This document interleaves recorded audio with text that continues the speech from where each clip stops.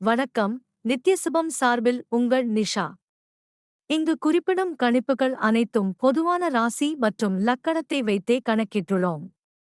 உங்களது தனிப்பட்ட கணிப்பை எங்களது வலைத்தளத்தில் பெற்றுக்கொள்ளலாம்.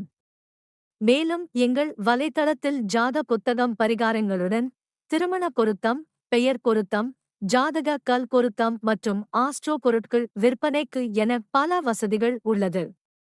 வாங்கல் தலைப்பிற்கு செல்வோம். துலாம் ராசியில் பிறந்தவர்கள் இந்த மாதம் கவனமாக இருக்க வேண்டும். உங்கள் தொழிலில் இந்த மாதம் நிறைய முன்னேற்றங்களைக் கொண்டு வரும். ஆனால் சில மாதங்களில் ஜாதகக்காரர்கள் எச்சரிக்கையையும் விவேகத்தையும் காட்ட வேண்டும். உங்கள் ராசிக்கு 6ஆம் வீட்டில் ராகு அமர்ந்து 5ஆம் வீட்டில் சனியும் 8ஆம் வீட்டில் குருவும் செவ்வாயும் பெயர்ச்சிப்பதால் ஒட்டுமொத்த உடல்நலக் கோளாறுகளும் மேம்படும். உங்கள் ஆரோக்கியத்தில் சிறிது கவனக்குறைவு ஜாதகக்காரர்களுக்கு தீங்கு விளைவிக்கும். எனவே தனிநபர்கள் தங்கள் ஆரோக்கியத்தில் கவனமாக இருக்க வேண்டும்.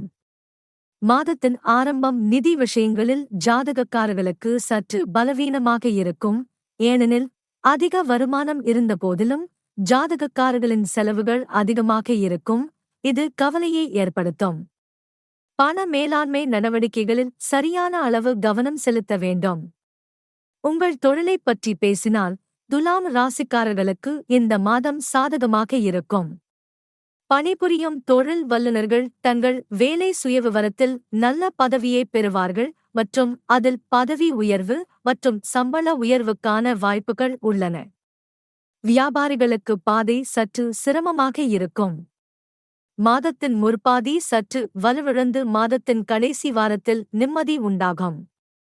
மாணவர்களுக்கு சவாலான நேரமாக இருக்கும். தனிநபர்கள் தங்கள் படிப்பில் மகிழ்ச்சி அடைவார்கள். ஆனால் சில சூழ்நிலைகள் உங்கள் படிப்பு முழுவதும் பிரச்சினைகளை உருவாக்கிக் கொண்டே இருக்கும். உங்கள் படிப்பில் வெற்றியை அடைய உங்கள் செறிவு நிலைகளை மேம்படுத்தவும். உங்கள் காதல் உறவு ஏற்றத்தாழ்வுகள் நிறைந்ததாக இருக்கும்.